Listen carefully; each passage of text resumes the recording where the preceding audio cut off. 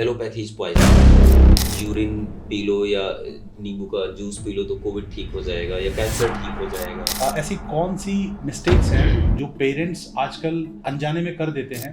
Risk of seeds बहुत बढ़ जाता है, तो इसीलिए हम पेरेंट्स को बोलते हैं कि प्लीज बेड पे कोई सॉफ्ट टॉयज नहीं रखना चाहिए। कि कौन कौन सी ऐसी होम रेमेडीज हैं जो आज भी काम करती हैं, आपको लगता है कि मतलब इतना ओके है? सर दांत निकल रहे हैं, बहुत बच्चा इरिटेट कर रहा है, रात भर सोता नहीं है, पूरे टाइम सिर हिलाता रहता है, हर चीज को मुंह में डालता है। इम्यूनिटी को क्या सिर्फ फूड हैबिट से ही हम बूस्ट कर सकते हैं?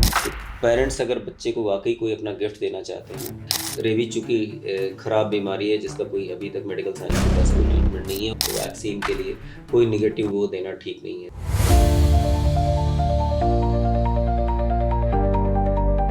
नमस्कार दोस्तों, यूनिक एंगल बाय संतोष में आपका स्वागत है। और आज हमारे साथ हैं लखनऊ के बहुत ही प्रसिद्ध और बहुत ही चर्चित paediatrician doctor Santosh Kumar Rai sir. और इस एपिसोड में जानेंगे कि चाइल्ड हेल्थ को लेकर के क्या क्या भ्रांतियां हैं, क्या क्या हमें और प्रिकॉशंस लेनी चाहिए, और बहुत सारी बातें डॉक्टर साहब साथ करेंगे। तो सर, आपका स्वागत है पॉडकास्ट में। नमस्ते। नमस्कार सर। नमस्कार। अपने बारे में सर थोड़ा सा हमारे ऑडियंस को बताइए। मैं बहुत ग्रामीण पृष्ठभूमि से संबंध रखता हूँ। बहुत छोटे से गांव में हम लोग पैदा हुए और मेरे पिताजी अध्यापक हैं, अभी 2000 में रिटायर हो गए, और फिर गांव में ही हमारी ज़्यादातर पढ़ाई हुई है। और पहली बार हमने काली सड़क 9th क्लास में देखी, मतलब उससे पहले हमने कभी देखी नहीं थी। इनफैक्ट बड़ा इंटरेस्टिंग है, कई लोग हमारे कॉलेज में मजाक उड़ाते थे। पहली बार मैंने कोल्ड ड्रिंक 9th में पी, कि उससे पहले मैंने कभी कोल्ड ड्रिंक देखी नहीं थी।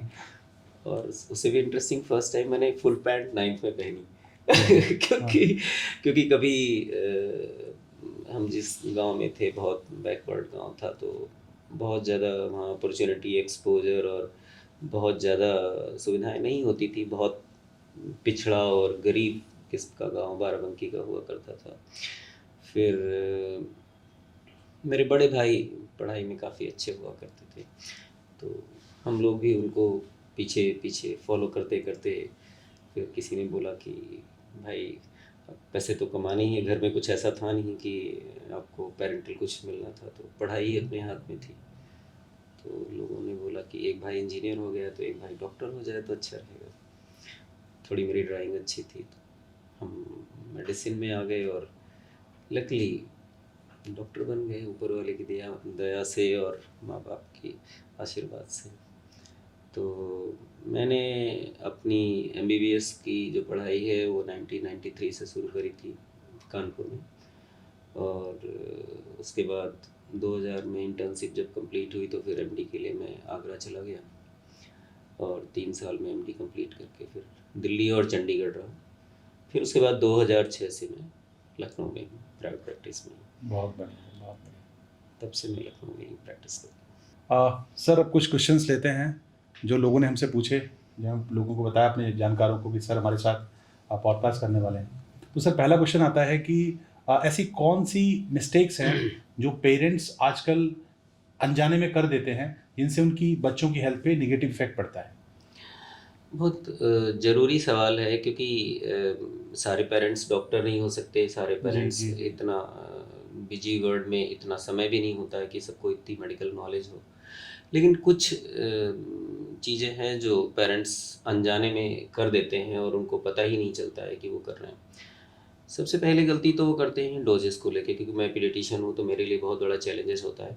हम 1 किलो के बच्चे से लेके 60-70 किलो के बच्चे तक देखते हैं, तो रेंज इतनी ज़्यादा होती है कि कई बार डोज कैलकुलेशन बहुत ज़्यादा वेरी करती है। तो डोज के कैलकुलेशन में सबसे ज़्यादा मिस्टेक्स क्या होती है कि 2 तरह के मिस्टेक्स करते हैं। एक तो मिस्टेक्स ये लोग करते हैं कि ml को या तो जैसे कि 5 ml है तो 0.5 ml दे देंगे, और या 0.5 ml देना है तो कई बार वो 5 ml दे सकते हैं। दूसरा है कि कई बार वो ml को कैलिबर करने की बजाय घर के स्पून्स यूज़ कर लेते हैं। जी। और ये दोनों डेंजरस हैं, और सबसे बड़ी ख़राब बात है कि ये तो मेरा अपना एक्सपीरियंस भी है कि प्रैक्टिकली हम देखते हैं कि कई बार बच्चे को, छोटा बच्चा है, उसको 0.5 ml डोज जानी हो, पेरेंट्स 5 ml डोज दे देते हैं। तो 10 गुना डोज होने से कई बार परेशानी भी हो जाती है।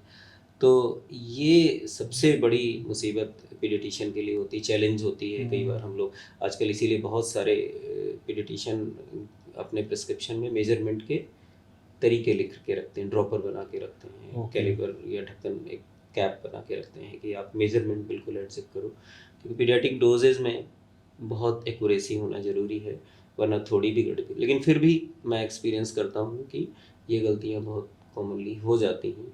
और कई बार दूसरी गलती हो जाती है कंसंट्रेशन की।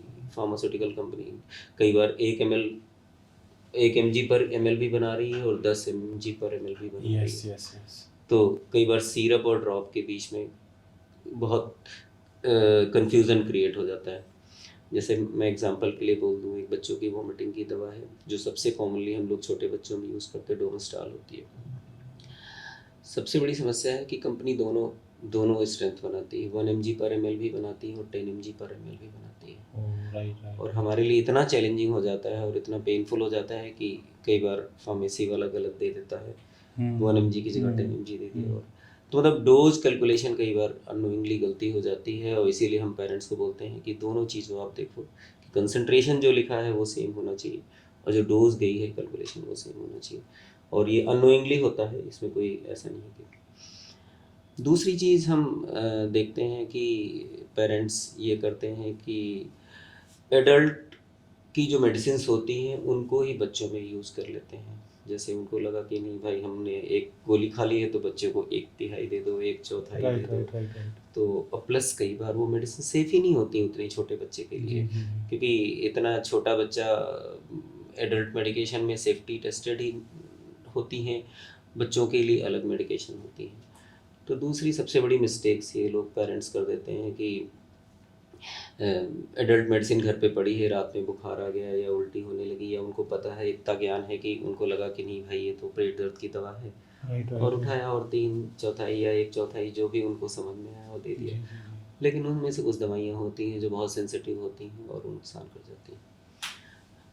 तीसरा जो इस प्लेटफॉर्म को मैं यूज़ करना चाहूँगा कि सबसे बड़ी अपॉर्चुनिटी मेरे लिए है कि फ़ीवर को लेके बड़े मिसकॉन्सेप्शन है। फ़ीवर को लेके मैंने ज़्यादातर आजकल जितने मॉडर्न पेरेंट्स हैं उनको देखा है कि जैसे ही फ़ीवर हुआ 1 घंटे में डॉक्टर के पास पहुंच गए, 2 घंटे में पहुंच गए, या फिर जैसे 102 हो गया बुखार या 103 बुखार हो गया तो वैसे ही रश करते हैं, पैनिक करते हैं।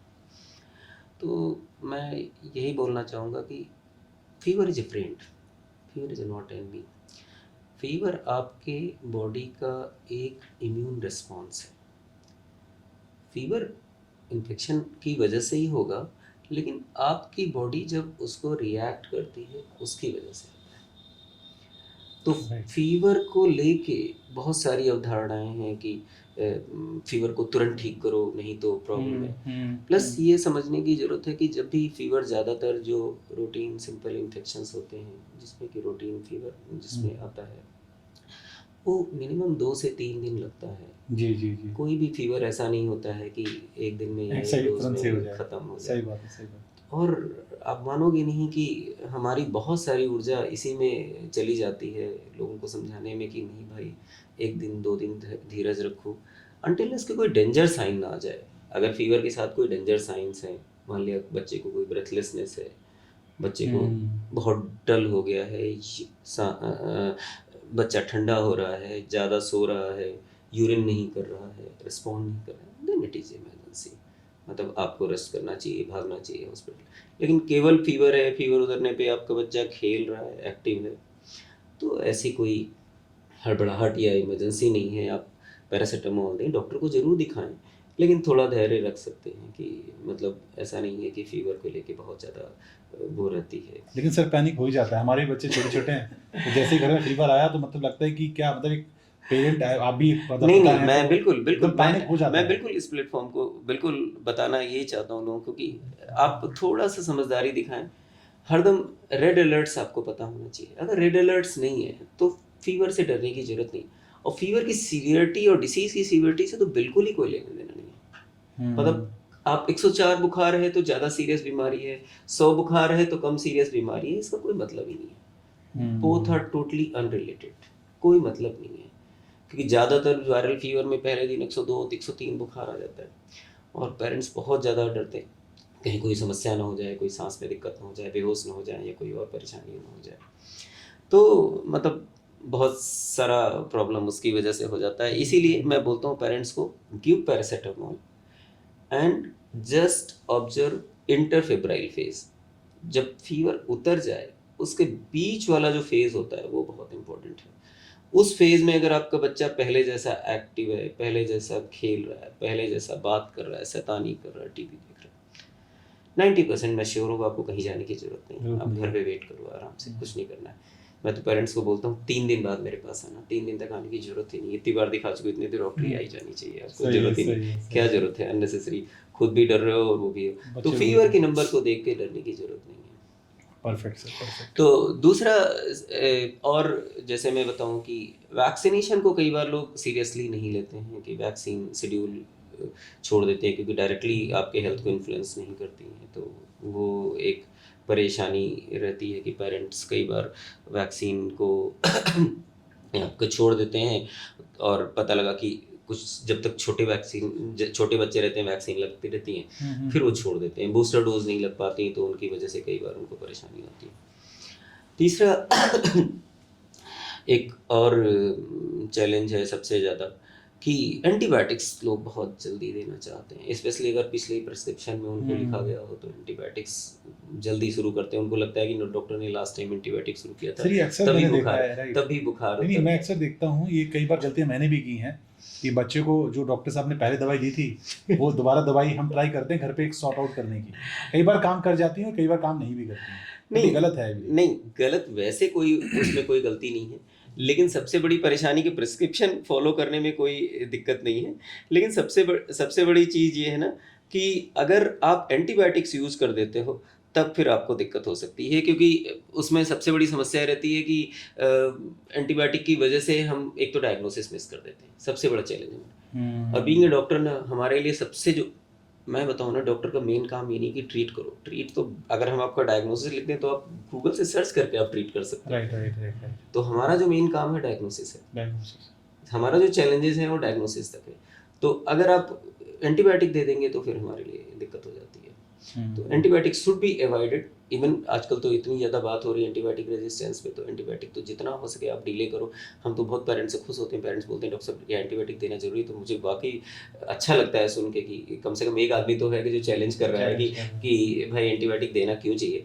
और अच्छा है कि मैं तो यहाँ तो नहीं, लेकिन बाहर के कंट्रीज़ में लोग मतलब पूछते हैं कि क्यों एंटीबायोटिक देना, have you any evidence of bacterial infection, अगर वो है। और मैं तो चाहता हूँ कि इतनी अवेयरनेस पब्लिक में हो तो अच्छा रहता है हमारे लिए भी कि कम से कम हम स्पाइनल कार्ड लेवल पे काम ना करें, हम भी कम से कम सोचें और वो बने। तो antibiotic use should be discouraged. एक दो चीज़ें और पेरेंट्स को मैं जैसे वो करना चाहता था, जैसे कि स्लीप पैटर्न है। स्लीप पैटर्न स्पेशली छोटे बच्चों में मैं आपको बताऊं कि छोटे बच्चों में क्या होता है कि कई बार सॉफ्ट टॉयज के साथ लोग सुलाते हैं। हाँ। पता नहीं आपने सुना होगा कि नहीं सुना, एक सिड्स होता है, सडन इन्फेंट डेथ सिंड्रोम।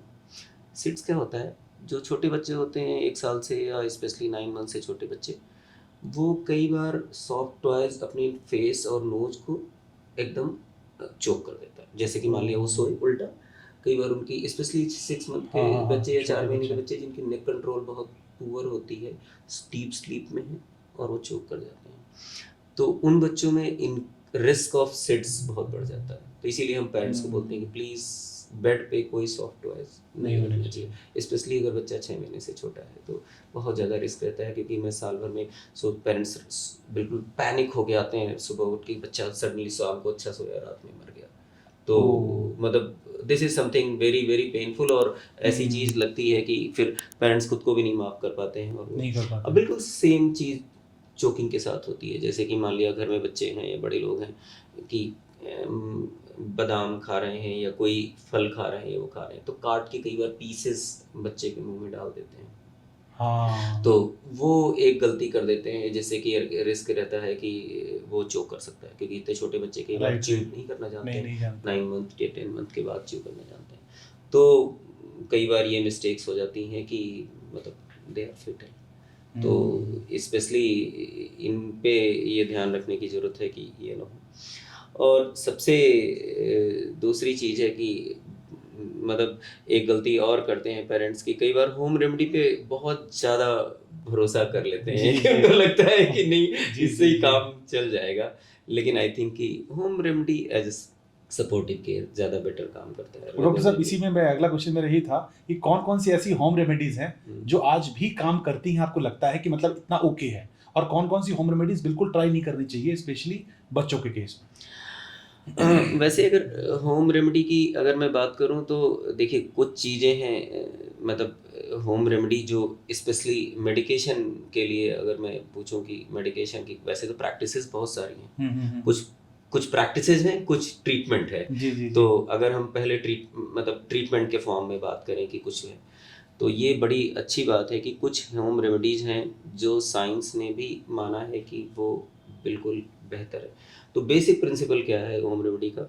सबसे बड़ा बेसिक प्रिंसिपल ये है कि they are supportive, yes. They are not treating you, और प्लस ये मिनिमल नॉर्मल सिम्टम्स के लिए हैं। सोर थ्रोट है, कोल्ड है, हल्का बुखार है, बॉडी एक है या कोलिक्स हैं, तो उसके लिए है, आप सीरियस इलनेसेस के लिए नहीं कर सकते हो। जी, जी, जी। दूसरा एक जनरल वेलबींग के लिए है, आप इसको आप प्रैक्टिस में भी रख सकते हो, आपको लग रहा है कि मलेस है तो आप होम रेमेडीज यूज़ कर सकते हो।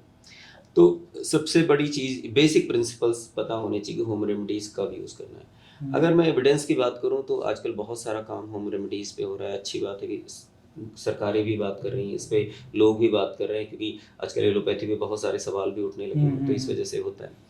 तो जैसे सपोज एग्जांपल मैं आपको दूं, कोल्ड का एग्जांपल दूं, तो कोल्ड में जैसे कि जो हम लोग भी यूज़ करते हैं, बीइंग एलोपैथिक डॉक्टर्स हम लोग भी यूज़ करते हैं, सलाइन ड्रॉप आप बिल्कुल यूज़ करिए। सोडियम क्लोराइड होता है, कुछ नहीं होता है, आपके ब्लड में भी होता है, 0.9 0.6 0.7 हम लोग यूज़ करते हैं सोडियम क्लोराइड, कई फॉर्म में आता है। अब घर में बनाना एग्जैक्टली मुश्किल है, लेकिन सोडियम क्लोराइड हाँ। बहुत सिंपल है, कुछ भी नहीं होता है इसमें, कोई ऐसा कुछ नहीं है जो आपके शरीर में नहीं, सब कुछ है। स्टीम आप यूज़ कर सकते हो, आप स्टीम यूज़ कर सकते हो बड़े आराम से कोल्ड के लिए।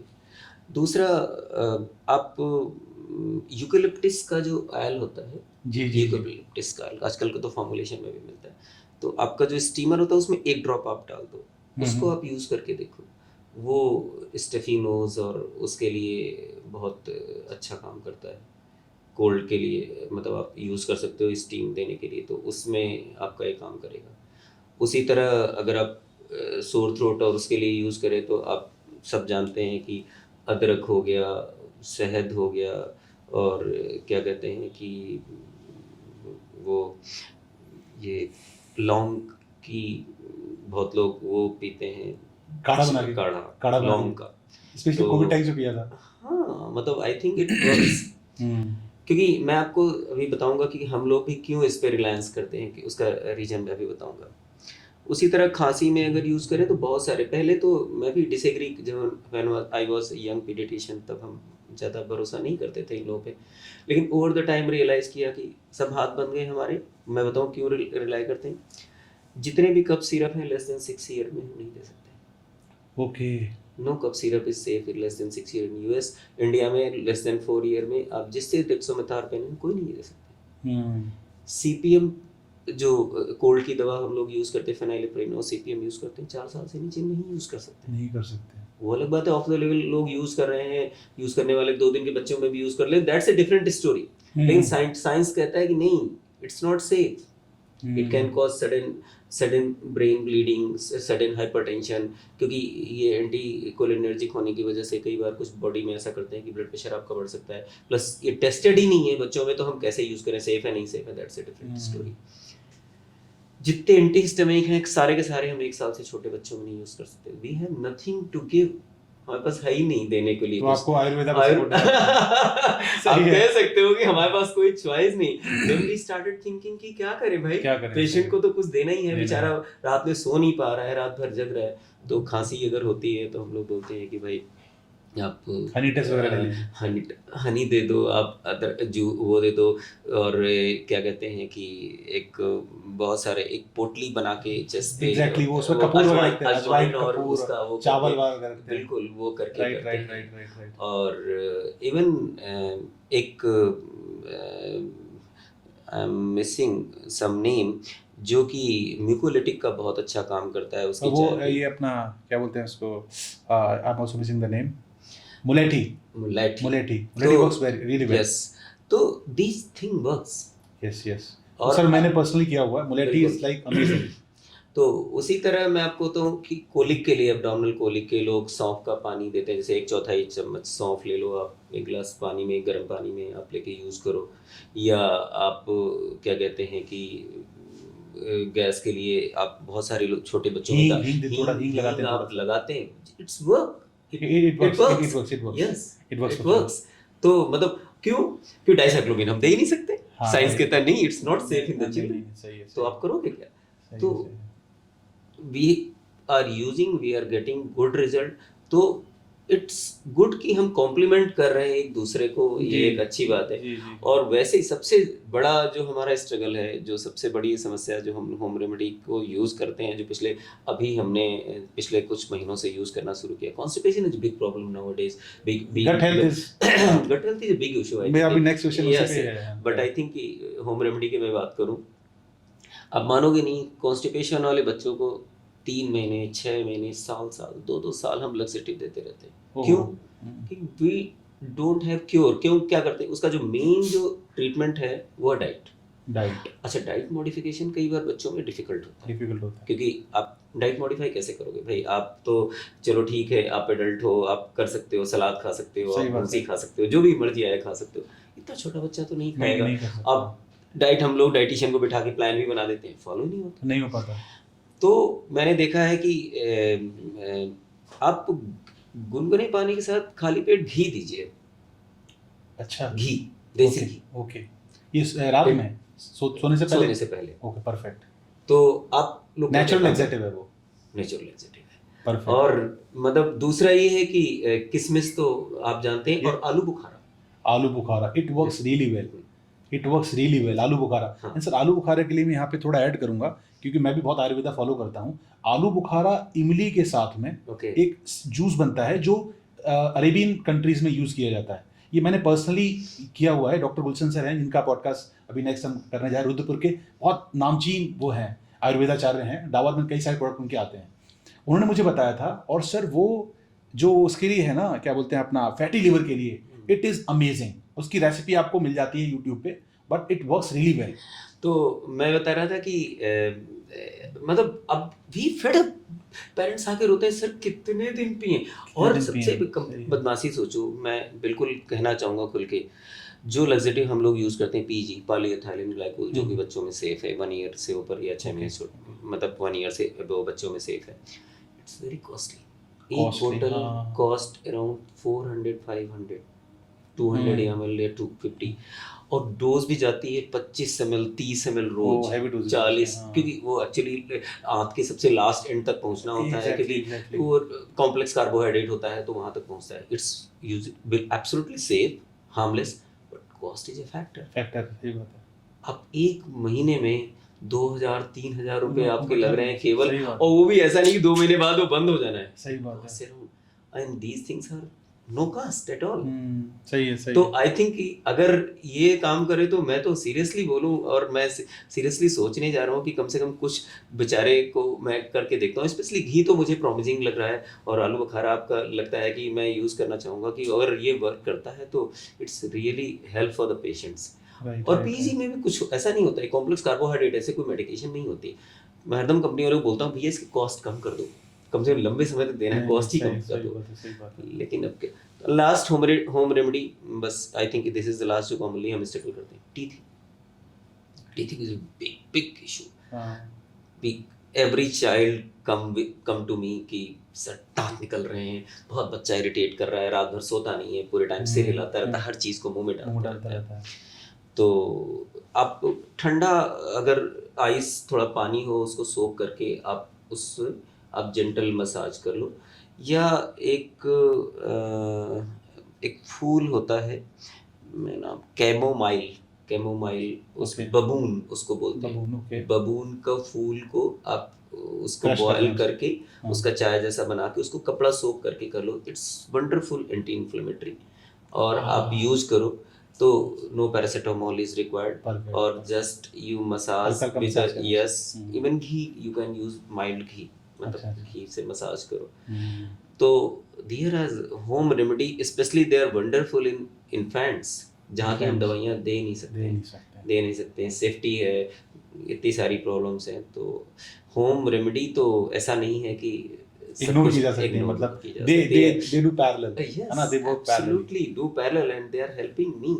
और जैसे आप जब आप एज बढ़ती है, जब चीज़ों के फेलियर्स देखते हो, तो लगता है नहीं कि ठीक है, साइंस रिसर्च सब कुछ होता है, लेकिन ठीक, अगर कोई हेल्प कुछ कर सकता है तो बिल्कुल हेल्प लेने में कोई बुराई नहीं। वैसे ही जैसे आप कह रहे थे कि होम रेमेडी, वैसे कुछ ट्रेडिशंस हैं ओके। जो कि आप जैसे बोलते हो नहीं कि कौन सी होम रेमेडी है, वैसे कुछ ट्रेडिशंस हैं जो कि एंशियंट टाइम से हैं, और इनको अब साइंस ने माना है कि नहीं भाई, दे रियली वर्क्स। जैसे कि अब मैं आपको एग्जांपल दूं, जैसे पुराने जमाने में लोग बोलते कि भाई बाहर जाके खेलो, घर में मत खेलो। मत खेलो, मत खेलो, सही बात है। इट्स साइंटिफिकली प्रूवन हम्म, कि बाहर फिजिकल, हाँ, बाहर ही खेलना है, घर बाहर में ही नहीं खेलना, खेलना नहीं है। खेलना है, नहीं खेलना घर है। में खेलने की जो प्रथा है, ये बड़ी समस्या है। हम्म, घर में नहीं खेलना चाहिए, और आप बाहर खेलो। दूसरा सबसे बड़ी चीज़ ये है कि पुराने ज़माने में बिल्कुल बोतल, और ये आज आ गया, नहीं सोचिए एंशियंट टाइम से breast feed was only the right, right, right. Milk for the children. Hmm, मेरे को नहीं पता, 20 साल पहले मैंने किसी को नहीं सुना कि गाय को दूध पिलाते हुए, या बोतल से पिलाते हुए, या डब्बे से पिलाते हुए। Now days fashion, I think this is the very good platform कि पूरी दुनिया में सब सारी एजेंसीज, दूध बेचने वाली एजेंसी हो, चाहे साइंस हो, चाहे जितनी बड़ी चीज हो, सब ने माना है कि ब्रेस्ट मिल्क से अच्छा तो कुछ नहीं। कुछ वो नहीं तो हो बोलते हैं सकता। अमृत है, अमृत है, अमृत है, सीरियसली। और ये बात हम लोग आज नहीं, हजारों साल सालों से से बोलते रहे, बोलते आ रहे हैं। और साइंटिफिकली प्रूवन है। लिम्फोसाइट्स हैं, एक्टिव सेल्स हैं, एलर्जीज कम हो जाती हैं, मतलब इतने फायदे हैं कि मैं बोलना लगूँ तो आधे घंटे शायद इसी पे मुझे इसी लग बोल जाएगा सकते हैं आप। बोलते बोलते, राइट, कि राइट। इतनी यूजफुल चीज़ें हैं। दूसरा, हम उसकी बात करूं तो पहले के लोग बोलते थे कि बच्चा मना कर रहा है तो बस दूध नहीं दो, खाना नहीं दो, उसको पता है कि उसका पेट भर गया भर गया है, भर गया है। तो ये सारी चीजें हैं एंशियंट टाइम की, जो हम लोग फॉलो करते थे। शायद बीच में हम ज़्यादा अपने व्यस्तता की वजह से या उसकी वजह से इतना समय नहीं मिलता, वो छोड़ दिया। वैसे ही एक बहुत पहले का वो था कि साथ में खाने से करेक्टर बनता है। एग्जैक्टली, सही बात है। पुराना हमारा कल्चर है कि हम्म। साथ में मिलके खाने से करेक्टर बनता है। तो मतलब आप सोचो कि पुरानी बहुत सारी परंपराएं हैं जिनको, बस प्रॉब्लम ये है कि सारी चीज़ों को हम नहीं ले सकते हैं। कुछ चीज़ें हैं जो मतलब मिथ और अंधविश्वास से भी हो सकती है, लेकिन बहुत सारी चीज़ें हैं जो एविडेंस बेस हो गई हैं, और कि हमारी होम रेमेडीज़ हैं या हमारे कल्चर्स हैं पुराने, वो बहुत अभी भी बहुत ज़्यादा यूटिलिटी है और बहुत ज़्यादा यूजफुल है। सर, दूसरा क्वेश्चन था, जो 1990s का बचपन था, जो मेरा बचपन था, आपका बचपन, मतलब थोड़े बड़े हो गए थे आप, तो उस टाइम का जो बचपन था और आज का बचपन है, ठीक है, वो दोनों में हेल्थ के नज़रिए से आपको क्या डिफरेंस लगता है कि उस टाइम कौन सी बीमारियां नहीं होती थी, या जो हमारी प्रैक्टिसेस थी उस टाइम पे कैसी थी, और आज उसमें क्या चेंज आया है? बहुत चेंज है, बहुत बहुत बहुत चेंज है। 1990 में तो जस्ट मैं हाई स्कूल पास हुआ था बस, तो तब से आज में बहुत 4-5 चीज़ें हैं जो बहुत सिग्निफिकेंट हैं। सबसे पहले तो आप बोलो तो टेक्नोलॉजी एंड एंटरटेनमेंट की अगर बात करूँ मैं तो अब 1990s में क्या था, टेलीविज़न, जी, जी, उस पे फिक्स आपके कुछ शो, एग्जैक्टली। एंटरटेनमेंट के नाम पे, वो भी कितने लोगों के पास टीवी, हार्डली सब लोगों के पास टीवी नहीं होता था। तो सॉरी, उसके लिए एंटरटेनमेंट के लिए टीवी था नहीं लोगों के पास। ज़्यादातर लोग या तो सेल्फ एंटरटेन होते थे भाई, गाना गा रहे हैं, गाना गा रहे हैं, मेला लग रहा है कहीं, सही बात है। नौटंकी देख हाँ, रहे हैं, और रामायण देखने जा रहे हैं, रामलीला देखने जा रहे हैं। रामलीला देखने जा रहे हैं। दिस इज ओनली थिंग कि हाँ। एंटरटेनमेंट और हमारे पास टेक्नोलॉजी का केवल। बट नाउ आप, मैं अपने बच्चों को बोलता हूँ कि अगर आप पूरी जिंदगी भर बैठ के स्क्रीन देखो तो सीरियल नहीं खत्म होने, नहीं होने हैं, एंडलेस। पूरी जिंदगी भर देखते रहो, एक नहीं एक 2-4 जिंदगियां ऐड कर लो तब भी नहीं खत्म एग्री होगी। Sir, agree, agree, agree, agree. और कोई विजडम तो बढ़ नहीं रहा है इससे नहीं वैसे। बढ़ रहा है। तो मतलब सबसे बड़ा जो टेक्नोलॉजी और क्या कहते हैं कि एंटरटेनमेंट में ना बहुत बड़ी प्रॉब्लम है, क्योंकि पहले के टाइम पे एक to one face to face केवल आपके वो थे। अब टेक्नोलॉजी चूंकि इतनी ज़्यादा हो गई है कि सारी की सारी, अब बच्चे पूरे टाइम स्क्रीन के सामने, फ़ोन के सामने, सुविधाएं भी इतनी सारी हैं कि टीवी नहीं है तो लैपटॉप है, लैपटॉप नहीं तो फ़ोन है। फोन नहीं है, अब तो इतने हाँ। सारे चीज़ें हो गई हैं कि मतलब राइट वो नहीं। Right right. तो एक तो सबसे बड़ा जो चेंज देखा, और उसकी वजह से एक प्रॉब्लम क्या हो रही है, प्रॉब्लम ये हो रही है कि पहले के लोग, उनके पास बोर होने के लिए टाइम था तो कम से कम वो कुछ क्रिएटिविटी कर सकते थे, कर गाते थे, आर्ट बनाते थे, कुछ तो करते थे। और मैं हम्म। आपको सीरियसली बताऊं, मैं आगे भी, कि बोर होना भी जरूरी है। जरूरी है। बोर होना जरूरी है। आप सारे गैप्स भरे रहते हो, इतने ज़्यादा ओवर स्टिमुलेशन रहते हो, जो कि इसकी वजह से आप कंटिन्यूअसली काम करता रहता है, तो उसकी वजह से ओबेसिटी है, सेडेंटरी लाइफ स्टाइल है, बैठे बैठे खा भी रहे हैं, वो भी कर रहे हैं, मतलब दुनिया भर के हेल्थ इश्यूज हैं, इमोशनल इश्यूज हैं। रियल वर्ल्ड से आप कनेक्टेड ही नहीं हो कनेक्टेड तो नहीं है। कहीं मतलब ही नहीं है, तो फिर कैसे काम चलेगा। उसी तरह अगर हम खेल की बात करें कि 1990 के, अब स्पोर्ट्स की अगर बात करें तो पहले क्या था, गुल्ली डंडा, पतंग कबड्डी, पतंग सर, पतंग उड़ाते पतंग, थे। कंचे और खेलते थे, हम तो कंचे खेलने वाले हैं। और ये आप सोचो, आप कितना ज्यादा रियल वो होता था कि एक आदमी को निशाना लगाना होता था, जिसको पता होना चाहिए कि यहाँ से वो चीज ऐसे। आपने कभी पता नहीं गुल्ली डंडा खेला है बस कि सर नहीं, बहुत खेला है सर, बहुत बहुत खेला है। खेला है। हाँ। क्या गजब का आपका एंटिसिपेशन और कैलकुलेशन होना चाहिए एग्जैक्टली एग्जैक्टली। कि आप ताकत मारेंगे से मार रहे हो, और किस। आपको पता होना चाहिए इतने 1 फीट का डंडा है, उससे कितने डंडे दूर गिरा है। एग्जैक्टली आपको एग्जैक्टली।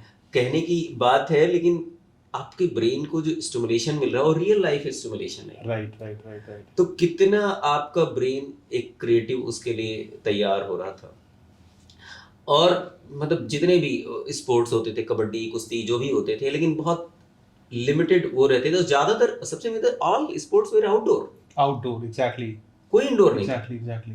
अब तो सर मुझे लूडो भी लगता बाद है, में है, नहीं लूडो अब भी मुझे आई लगता थिंक। नहीं सर अभी कोई इंडोर मतलब आउटडोर गेम उस टाइम पे बचे हुए भी हैं, ना खो और खो खेलता सबसे है कोई। मजेदार बात ये थी, अब देखिए, अब जितने गेम्स हैं हमारे के सारे सारे, एक तो सारे सारे वीडियो गेम हो गए हैं। वीडियो गेम खेल रहे हैं। सारे सारे वीडियो गेम हो गए हैं, और इतने एडिक्टिव हैं कि एक के छोड़ो तीसरा, दूसरा छोड़ो तीसरा, चौथे के उससे फिर से वही प्रॉब्लम जो आपकी इंटरटेनमेंट वाली प्रॉब्लम है। दूसरा सबसे बड़ी प्रॉब्लम ये हो रही है कि आप रियल वर्ल्ड से कट जा रहे हो, आप पूरी पूरी वर्चुअल वर्ल्ड में हो, आपको रियल लाइफ के प्रॉब्लम्स ही नहीं पता चल पा रही हैं, रियल लाइफ में चैलेंजेस नहीं पता चल पा रही।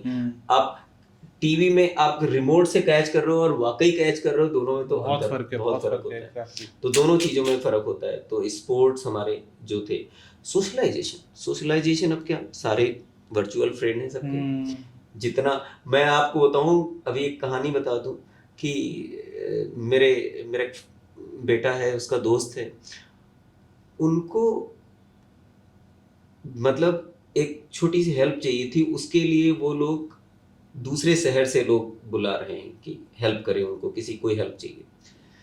रीजन ये है कि लोग इतना ज्यादा इन्वॉल्व हो गए कि पड़ोस में क्या हो रहा है, पता ही वहाँ नहीं क्या है हो रहा है, पता एग्जैक्टली ही, एग्जैक्टली। सोशलाइजेशन पे सारा का सारा जो फ्रेंडशिप है वो सारी की सारी इंस्टा और उस पे ही उस है। पे वही है। पहले कितना अच्छा था, पड़ोसी के जाके दरवाजे, भैया खेलने चलोगे, खेलने चलोगे? खेलने चलोगे, उसी टाइप वाले बिल्कुल। पूरी कॉलोनी में जाकर के लोगों को बताते थे 22 लोग टीम का गति करनी है, हर घर जाके बुला रहे होते थे। और कोई तरीका ही नहीं था, सही बात है, कोई और कोई तरीका तरीका नहीं ही नहीं। अब खेलने का पहले प्लान बनता है, पेरेंट्स पहले प्लान करते हैं, अच्छा 12 से 1 के बीच में खेलना है, मैं रहूंगा, कोई चोट नहीं। अगर आउटडोर खेल अगर हो भी जाए तो पूरा सुपरवाइज होता है, पूरा सुपरवाइज। पहले का कोई सुपरवाइज नहीं होता था, बच्चे खेलते थे, चोट लगती थी, हील करते थे, वो करते थे। और कितना ज़्यादा चीज़ें बदल गई हैं, मतलब आप पहले के गेम और अब के गेम में बहुत ज़्यादा चीज़ें बदल। पहले फ्रीडम भी ज़्यादा थी, हमें लगता है डिसीजन मेकिंग की फ्रीडम ज़्यादा थी। लोग साइकिल लेके, कोई इतना नहीं था यहाँ से वहाँ भी चले। अभी बच्चा अगर 10 मिनट घर में वापस ना दिखे तो कहो फरा को फोन, अरे बच्चा कहाँ गया, बच्चा कहाँ गया। पहले लोग तो शाम को ढूंढते थे अपना बच्चा कि भाई शाम गया गया, कहाँ है? लौटा नहीं, आज क्या लौटा, बात आया है, नहीं, सब कुछ ठीक है कि नहीं ठीक है। सही सही। तो आप सोचो कि इंडिपेंडेंस कितनी थी, आप डिसीजन मेकिंग में आप कितने थे, आप गलती करते थे, रास्ता बोलते थे, गिरते थे, जो भी पढ़ते थे सारे डिसीजन, और अल्टीमेटली हेल्प, आप बच्चे जो आज जो स्ट्रगल करते हैं रियल लाइफ में, वो इसीलिए करते हैं कि हम इतना ज़्यादा उनको प्रोटेक्टिव इन्वायरमेंट देते हैं, इतनी डिसीजन मेकिंग में इतना डरे हुए हैं कि उनको एक चोट ना लगे, कील ना लगे, कोई खरोच ना लगे, उसकी वजह से सबसे ज़्यादा परेशानी होती है। तो स्पोर्ट्स फ्रीडम और इसकी वजह से चौथी सबसे बड़ी जो समस्या है वो है पेरेंटिंग। पेरेंटिंग तो पूरी ट्रांसफॉर्म हो गई है। पहले के माँ बाप, पहले तो कोई उनको आपसे उम्मीद नहीं थी, कोई उनको ज़्यादा वो नहीं, पढ़ाई लिखाई केवल आप कर रहे हो तो ठीक है, खुद अपना एंटरटेनमेंट खुद करो। पेरेंट्स के पास इतना टाइम नहीं, बेचारे अपने में बिजी थे कि टाइम खुद अपना एंटरटेनमेंट करो। अभी तो हालत पेरेंटिंग अब तो हेलीकॉप्टर इंटेंसिव पेरेंटिंग कहते हैं उसको भी। एक घंटे का प्लान पेरेंट डिसाइड करते हैं, कहाँ जाओगे तुम, कैसे करोगे, कहाँ रहोगे, कैसे रहोगे। बच्चे रोबोट बन गए बेसिकली। बिल्कुल, हर चीज वो कंट्रोल करते हैं। क्यों? सेफ्टी के नाम पे। शायद उनको डर सही, इतना ओवर ज्यादा है। प्रोटेक्शन बच्चे के लिए शायद बिल्कुल सही नहीं है। बिल्कुल नहीं सही है। बिल्कुल आप सीधे अडल्ट बना के मार्केट में छोड़ देते हो। एग्जैक्टली, उनका बचपन तो खत्म ही कर दिया है। बचपन तो खत्म ही हो गया। वो किसी, आप गलतियां नहीं करते हो, आप फेलियर से डरते हो, तो आप सडनली, आज नहीं तो कल आपको रियल वर्ल्ड तो फेस ही करना है ना। Right right. रियल वर्ल्ड उतना ही चैलेंजिंग है जितना पहले था, और शायद उससे ज्यादा चैलेंजिंग हो गया। और आप बच्चे को तैयार कर रहे हो बिल्कुल प्रोटेक्टेड एनवायरनमेंट में, तो पेरेंटिंग स्टाइल तो ऑलमोस्ट चेंज हो गई है। और उसी तरह एजुकेशन और लर्निंग की बात करूं, पहले केवल क्या था हमारे पास, बुक्स और टीचर। अभी तो बाप रे बाप, ऑनलाइन क्लासेस और कितनी सारी चीजें वो हो गई हैं कि बाप रे बाप, आपके पास टाइम ही नहीं। होमवर्क पहले ना के बराबर होमवर्क मिलता था, अब तो होमवर्क का तो पेरेंट को लिखना पड़ता है, तब तो जाके कहीं खाना पूर्ति हो पाती है। तो सबसे बड़ी मतलब ये चीज़ है। बस एक चीज़ जो अच्छी हुई है, मैं कह सकता हूँ कि 1990 से आपके बीच में, कि मेंटल हेल्थ अवेयरनेस पे काफ़ी बात होने लगी है। ये एक पॉजिटिव पॉइंट हम कहेंगे। पहले कभी कोई बात नहीं करता था इस पे, पहले भी प्रॉब्लम्स होती थी, कम थी। ऑटिज्म पहले भी था, कम था। ADHD कम था। उसके लिए खैर ये जितने रीजंस मैंने बताए, सेडेंटरी लाइफस्टाइल, खाने की चीज़ें और बाकी चीज़ें, ओवर स्टिमुलेशन ब्रेन, आप जब रहते हो तो कैसे पता चलेगा। तो लेकिन अभी तो टचवुड ये चीज़ें हैं कि अब इस पे बात होती है, इवन स्कूलों में काउंसलर्स हैं अब आज की। राइट। तो ये एक अच्छी बात है कि लोग बात करते हैं, पेरेंट्स एक्सेप्ट करने को तैयार हैं, इंसिडेंट्स भी बढ़े हैं और अवेयरनेस भी बढ़ी है। तो मतलब अभी तो पूरी दुनिया ही बदल गई है कि मतलब 1990 से अब के बीच में बहुत चीज़ें डिफरेंट हैं इस तरीके से। सर नेक्स्ट क्वेश्चन था कि इम्यूनिटी को क्या सिर्फ फूड हैबिट से ही हम बूस्ट कर सकते हैं, या उसके मतलब नॉन फूड हैबिट्स या प्रैक्टिसेस भी कुछ ऐसी होती हैं जो इम्यूनिटी बूस्टर में आपकी हेल्प करती हैं? एब्सोल्युटली यस, बहुत सारी फूड हैबिट तो बहुत इंपॉर्टेंट है, लेकिन नॉन फूड हैबिट जिससे कि इम्यूनिटी बूस्टअप हो वो बहुत इंपॉर्टेंट। उसके लिए एक बेसिक चीज़ मैं बताना चाहता हूँ। बेसिकली इम्यूनिटी सबसे ज़्यादा डिपेंड करती है, एक तो नेचर जो इम्यूनिटी देता है, वो एक इम्यूनिटी देता है कि जिसमें कि T सेल, B सेल, वो तो खैर एक साइंस है, लेकिन एक नेचर आपको प्रोवाइड करता है कि जिससे first line defence, second line defence. लेकिन कैसे ये इम्यूनिटी ठीक रहे, एक्टिव रहे और सही टाइम पे सही जजमेंट ले, उसके लिए आपके बॉडी में जो केमिकल्स रिलीज होते हैं, कुछ बैड केमिकल्स होते हैं, कुछ गुड केमिकल्स होते हैं। गुड केमिकल्स जैसे सीरोटोनिन, डोपामीन, एंडोर्फिन्स और भी कुछ होते हैं, तो ये रिलीज होते हैं। जब ये रिलीज होते हैं तो आपको एक कामनेस आती है, एक पीस जैसा आपको लगता है कि अंदर से अच्छा सब feel चीज़ होता है। लगता है, तो आपकी बॉडी एकदम शांत होती, ब्रेन शांत होता है। सबसे इम्पोर्टेंट ब्रेन शांत हो जाता है, आपका हार्ट रेट सेटल रहता है, हर चीज़ें रेस्ट, क्योंकि बॉडी को भी रेस्ट चाहिए। रेस्ट, तब हमारा इम्यून सिस्टम हर एकदम ऑप्टिमल लेवल पे काम करता है। तो हम कुछ ऐसा करें, मतलब गट के अलावा भी, कि जिससे कि हमारे जो बैड हार्मोन्स हैं वो कम रिलीज हों और गुड हार्मोन्स ज़्यादा रिलीज हों। उसी तरह बैड हार्मोन्स में अगर हम देखें तो कार्टिसोल लेवल्स हैं या एड्रेनालिन, नॉर एड्रेनालिन्स हैं जब हम स्ट्रेस में होते हैं या कंटिन्यू। तो कभी कभी शॉर्ट टर्म जो स्ट्रेस होते हैं वो तो यूज़फुल होते हैं, स्पोर्ट्स है, 100 मीटर की रेस है, 1 घंटे का एग्ज़ाम है।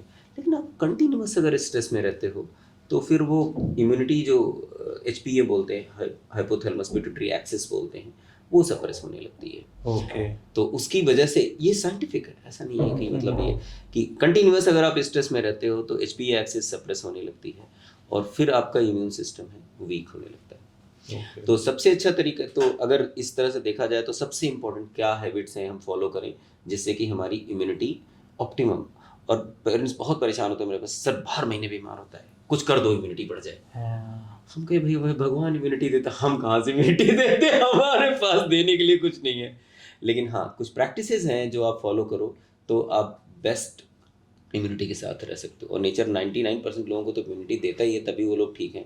जिनकी इम्यूनिटी हर लेता है वो बेचारे हॉस्पिटल में ही रहते हैं। तो अगर हम लोग चल फिर रहे हैं तो हमारी इम्यून सिस्टम तो परफेक्ट है, बस उसको ठीक रखने की ज़रूरत है।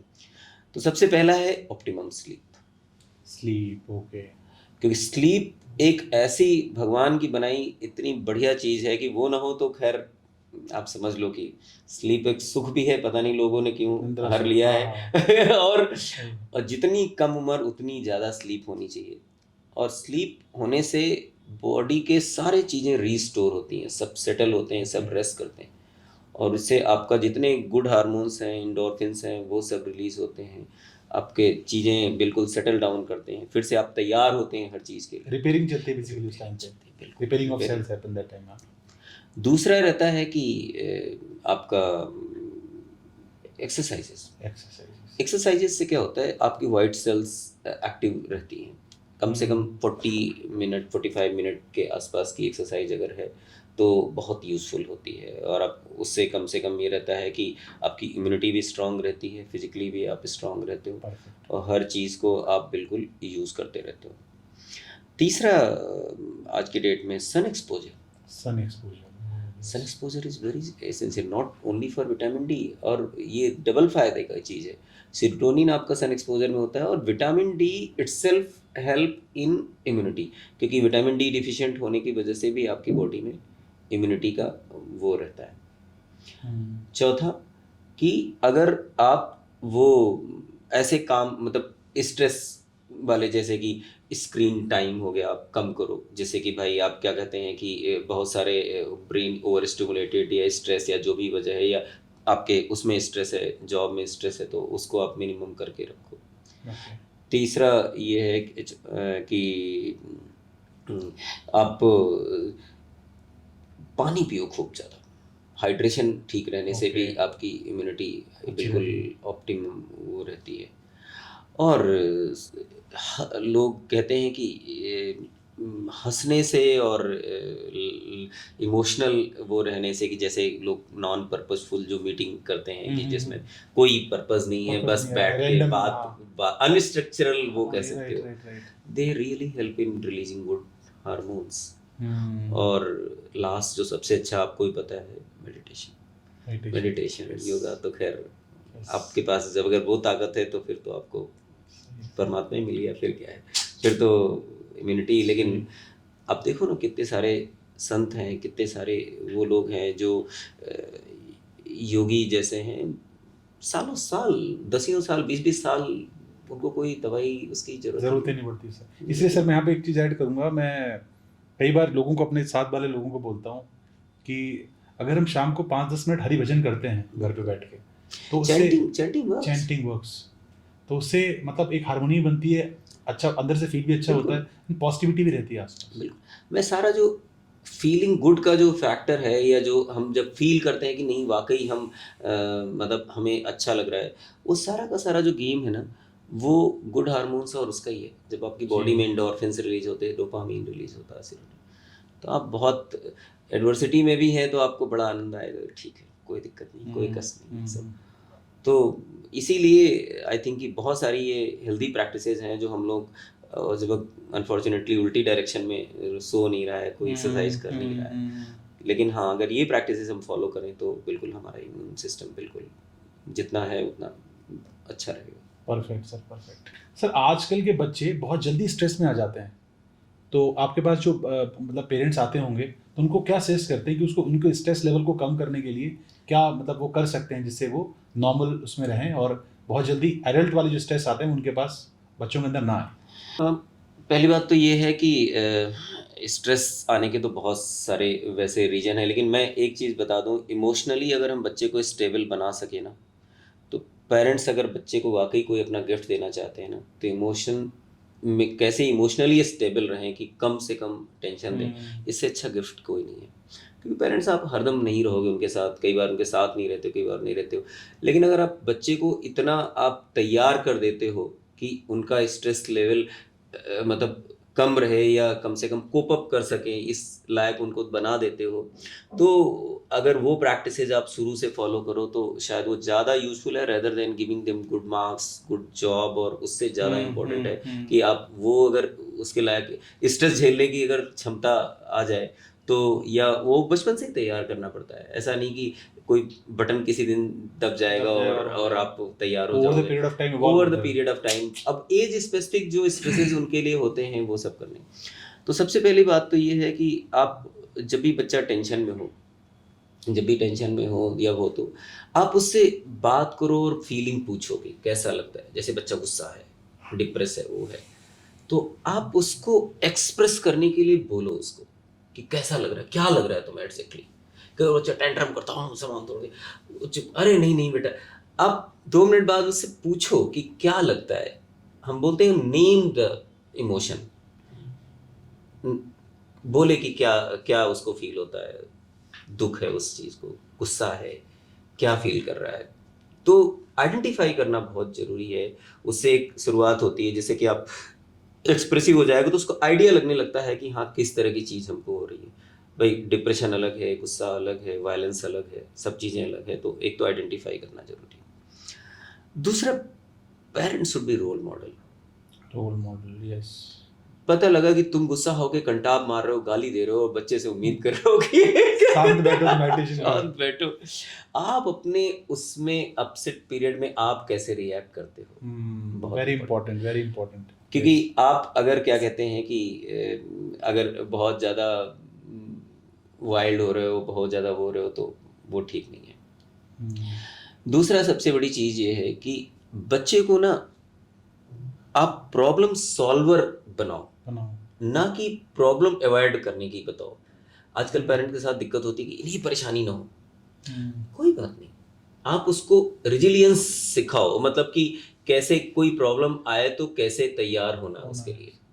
आप अगर इमोशनली अगर उसको बनाना है तो आपको प्रॉब्लम सॉल्वर बनाना पड़ेगा, अवॉइड करने से कोई फ़ायदा नहीं है। और आप उसको सिखाओ कि कैसी क्वालिटी आए, जैसे कि लगे कि भाई ये कोई परेशानी हो, तो कि रेदर देन तुम कि मैनेज करते रहो, नहीं कि ये भी परेशानी ना है, वो भी परेशानी तो आएगी ही आएगी। आज तुम अवॉइड करोगे, कल दूसरी तरीके की परेशानी आ जाएगी।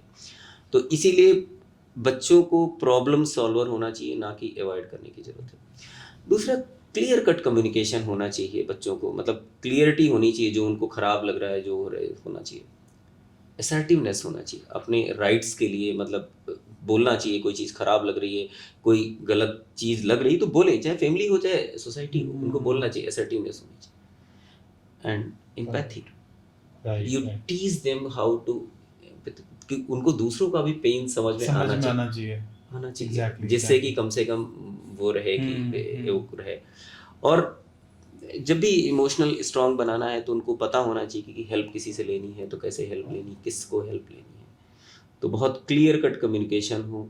अब जितना ज़्यादा उनको बाकी सारी चीज़ें हैं जो हम बाकी चीज़ों के लिए, इम्यूनिटी के लिए करते हैं, good sleep, good diet, good exercise, minimum screen, ये सारी प्रैक्टिसेस आपको क्यों, emotions are related to your brain. आप ब्रेन को थोड़ा बोर होने दो। ब्रेन को बोर होना बहुत जरूरी है। ब्रेन को बिजी रखना प्रॉब्लम है। Stimulated brain is something, over stimulation is, engagement is okay, but over stimulation। तो मोटी बात यह है कि आप जितनी भी हेल्दी प्रैक्टिसेस हैं, चाहे इम्यूनिटी के लिए हो, चाहे इमोशन को स्ट्रॉन्ग रखने के लिए हो, वो सारी की सारी प्रैक्टिसेस आपके लाइफस्टाइल में होनी चाहिए, जैसे कि हम लोग को रखें। तो इसीलिए सबसे इम्पोर्टेंट जो पॉइंट्स आपने इम्यूनिटी के लिए पूछे, वो सारे पॉइंट्स यहाँ भी उतने ही प्रैक्टिकल और वो है एक अच्छा इमोशनली स्ट्रॉन्ग आदमी होने के लिए, क्योंकि वो सब ओवरऑल पर्सनालिटी में आपको हेल्प करता है। परफेक्ट सर, नेक्स्ट चीज हम डिस्कस करेंगे स्क्रीन टाइम के बारे में। आजकल मैंने देखा है कि स्कूल से काफ़ी पोस्ट कोविड स्पेशली स्कूल का काम भी काफ़ी कुछ व्हाट्सएप पे आने लगा है, और लर्निंग ऐप के नाम पे आजकल बोलते हैं स्कूल वाले कि भैया बच्चे को ये इस पे कराओ, क्वेश्चंस दो या रिजल्ट्स कराओ, या फिर बच्चा उस पे फ़ोन पे कार्टून देख रहा है, कहीं ना कहीं ब्रेन डेवलपमेंट को तो अफेक्ट करता ही है। तो मतलब इस तरीके इसको आप किस तरीके से देखते हैं, और पेरेंट्स को कैसे डील करना चाहिए इस चीज़ को? दो चीज़ें हैं। पहली बात तो ये है कि ये ऐसा सवाल है जिसमें यस और नो में जवाब नहीं हो सकता है। अब देखिए, टेक्नोलॉजी है, बहुत यूटिलिटी है और बहुत ज़्यादा उसका मिसयूज़ भी है। बड़ो समझदारी, एक्चुअली टेक्नोलॉजी को जो लोग समझदारी से यूज़ कर रहे हैं वो बहुत आगे चले जा रहे हैं, और जो लोग टेक्नोलॉजी को जस्ट पैसिवली यूज़ कर रहे हैं वो लोग पिछड़ जा रहे हैं। तो सबसे इम्पोर्टेंट चीज़ तो पहली बात तो जो मैं हर बार बोल रहा हूँ कि over stimulation of brain is problem. तो अगर लर्निंग ऐप की सपोज मैं बात करूँ, अगर लर्निंग ऐप में अगर कोई ऐसा ऐप है जो कि इंटरैक्टिव है, जैसे कि मान लिया कि कोई आपका टीचिंग ऐप है या लर्निंग ऐप है, अगर इंटरैक्टिव है तो आपका कम्युनिकेशन इम्प्रूव करता है, आपकी लैंग्वेज इम्प्रूव करती है, आपका जो भी कैपेसिटी है लर्निंग है वो आप सीखते हो। दूसरा चीज़ ध्यान रखते, तो फर्स्ट चीज़ इंटरैक्टिव, दूसरा लिमिट टाइम। राइट। 1 घंटे से ज़्यादा नहीं, 1 घंटा per day is okay. Is okay. And third ये है कि रियल उसके साथ वो मिक्स होना चाहिए, मतलब खेले भी बच्चा, बाकी सारी एक्टिविटी करे जो नॉन स्क्रीन के अलावा है, या उसकी यूटिलिटी है जो लर्न कर रहा है उसको कैसे उसमें यूज़ कर रहा है उसको यूज़ करेगा, देन इट इज़ गुड, मतलब आप उससे सीखोगे। वही बहुत सारे इवन बहुत सारे कार्टून्स भी आजकल, लर्निंग कार्टून्स भी आ गए हैं, जिसमें कि मैथमेटिकल कैलकुलेशन, जो बेसिक मैथमेटिकल कैलकुलेशन में हेल्प करते हैं वो सब। ऐसी बात नहीं कि सारे के सारे खराब हैं। और दूसरा आपकी स्पेशली इमोशन डेवलपमेंट में, EQ जिसको बोलते हैं, इमोशनल क्वेंशिएंट डेवलप करने में कई बार एम्पैथी और वो सब सोल्यूशन में हेल्प करते हैं। लेकिन फिर वही आती है कि it should not be passive. आप स्क्रॉल करके नहीं सीख सकते। You should be interactive, real life वो चेंज है, and time limit. Makes sense. Only then it is useful. Otherwise if just मतलब आप एक ऐप के बाद दूसरा ऐप, दूसरा के बाद तीसरा ऐप, फिर वही चीज़ है कि over stimulation is a problem. आप ब्रेन को जितना ज़्यादा स्टिमुलेटिंग ज़्यादा रखोगे उतनी प्रॉब्लम्स है। अगर हम लोग ओवर स्टिमुलेशन नहीं करेंगे तो it may be useful, but उसको आप ठीक से यूज़ करो तो ऐसा नहीं है कि आउटराइटली बोल दो नहीं बेकार है, यूजफुल है, लेकिन अगर इन चीज़ों के साथ हाँ इसके लिए यूज़ करेंगे तो ठीक है। सर आजकल हम अपने बच्चों को हाई अचीवर बनाने के चक्कर में ज़्यादा स्ट्रेस तो नहीं देते हैं, क्योंकि जनरली मैंने देखा है कि वो बच्चा ऐसा कर रहा है, ये वो बच्चा ऐसा कर रहा है, कंपटीशन ऑब्वियसली बढ़ रहा है। जो आपके टाइम हमारे टाइम पे कंपटीशन था वो अभी बहुत डिफरेंट हो गया है, तो उसके चक्कर में बच्चों को स्ट्रेस, मतलब हम अननेसेसरी प्रेशर तो नहीं क्रिएट कर रहे हैं उनके ऊपर ज़्यादा? बिल्कुल, यस, एब्सोल्युटली यस। उसका रीज़न है कि अब मैं 2-3 चीज़ें बताना चाहूँगा कि जैसे अचीवमेंट भी अब जैसे कि क्या हो गया है, अचीवमेंट अब केवल एकेडमिक नहीं बचा है। अब लोग अपने बच्चे से एक्स्ट्रा करिकुलर में भी एक वो चाहते हैं।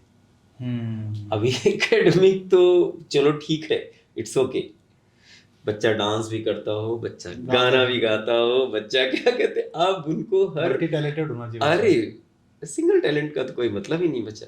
तो इसीलिए तो आप सोचो उसके पास समय कहाँ बचा, ओवर शेड्यूलिंग एवरीथिंग। पढ़ाई से जो टाइम बचा है वो डांस क्लास में जाएगा, डांस क्लास के बाद गाना गाने में जाएगा, फिर वो कुछ म्यूजिक क्लास में अटेंड करेगा, फिर कोई और नई नई चीज़ें आजकल आने लगी हैं। फिर तो मतलब सबसे बड़ी चीज़ प्रॉब्लम ये हो गई है कि अचीवर का जो वो है बड़ी भारी समस्या हो गई है। हर स्कूल वालों को भी अचीवर बच्चे चाहिए, पेरेंट्स को भी चाहिए। दूसरी परेशानी हो रही है कि जितनी भी प्रेज है, जितनी तारीफ है, वो परफॉर्मेंस बेस हो गई है। सही। परफॉर्म करोगे तो तारीफ है, माला पहनाई जाएगी, स्कूल में फोटो भी लगेंगे, लेकिन 5% ही बेचारे परफॉर्म करते हैं, 10% परफॉर्म करते हैं। तो उनके लिए तो बहुत बड़ी ये एक समस्या हो गई है। तीसरी जो सबसे बड़ी प्रॉब्लम है कि फियर ऑफ फेलियर। फेल मत होना भाई, फेल हो गए तो क्या होगा। फियर ऑफ फेलियर इतना ज़्यादा है कि अब उनको लगता है कि फेल होने के लिए तो जगह ही नहीं बची हुई है, और उससे बच्चे बेचारे बहुत ज़्यादा स्ट्रेस में, या पेरेंट्स बहुत ज़्यादा स्ट्रेस में, हर चीज़ पे जहाँ भी वो अच्छा कर सकते हैं वो अच्छा करने की कोशिश करते हैं। और पेरेंटल कंपैरिजन, और कंपैरिजन आजकल पड़ोस तक नहीं बचा है। आपको नहीं पता, जब पेपर में जिन बच्चों के नाम आते हैं, घर वाले कहते देखो कौन से माँ बाप का बच्चा होगा, इसका तो नाम आ गया पेपर में। आ गया। सही बात है। तो मतलब आई थिंक कि we should, this is the wrong approach actually, this is the wrong approach. अगर हम सही पूछें तो ये अप्रोच कैसी होनी चाहिए कि अचीवर से अच्छा है कि बच्चा जो भी मतलब जो बेस्ट कर रहा है उसको प्रेज होना चाहिए, अप्रिशिएट करना चाहिए, अप्रिसिएट होना चाहिए। परफॉर्मेंस की जगह उसकी जो यूनिक क्वालिटी है आप उसको अप्रिसिएट करो। आप A+ वाले बच्चों की जगह आप, अच्छा है कि अगर आपका बच्चा रिजिलियंट है, काइंड है, एम्पैथिक है, तो I think we should praise, right. They are equally good qualities.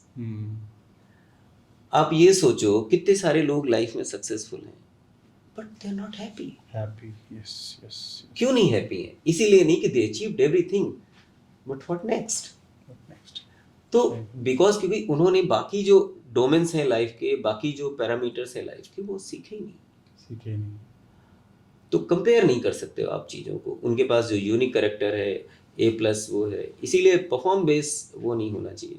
बच्चे की जो अपनी पेस है उस पर आप तारीफ करो। अगर बच्चा फेल हो जाए तो बोलो ठीक है, जो तुमने सीखा इसके ऊपर और बिल्डअप करते हैं।